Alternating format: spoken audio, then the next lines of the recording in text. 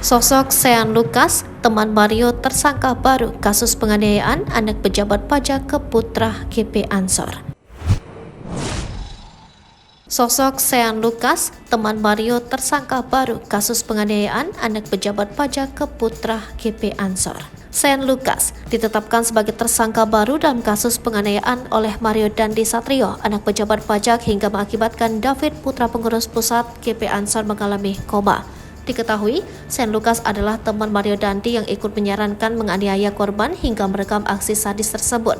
Hal ini diungkap Kapolres Metro Jakarta Pusat, Kombes Adi Arisham, yang mengungkap ada 5 peran Sean Lucas dalam kasus penganiayaan ini. Peran pertama Sean yaitu menerima ajakan Mario untuk menemani menganiaya David. Peran ketiga, lanjut Kapolres, tersangka Sean juga merekam aksi penganiayaan sadis yang dilakukan Mario terhadap David. Keempat, Sean tidak mencegah terjadinya aksi penganiayaan itu dan malah melakukan pembiaran. Sean dijerat pasal 76C Jungto pasal 80 Undang-Undang RI nomor 35 tahun 2014 tentang perubahan atas Undang-Undang RI nomor 23 tahun 2002 tentang perlindungan anak subsidiar pasal 351 KUHP. Video yang merekam diduga aksi sadis Mario Dandi Satrio saat menganiaya David viral di media sosial. Video itu diunggah di media sosial Twitter oleh akun @unreels pada Kamis 23 Februari 2023 malam.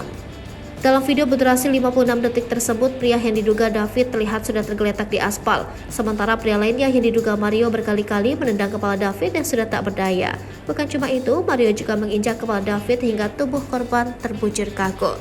Setelah bertubi-tubi memukul, menendang, dan menginjak kepala David, Mario sempat melakukan selebrasi ala pesepak bola Cristiano Ronaldo.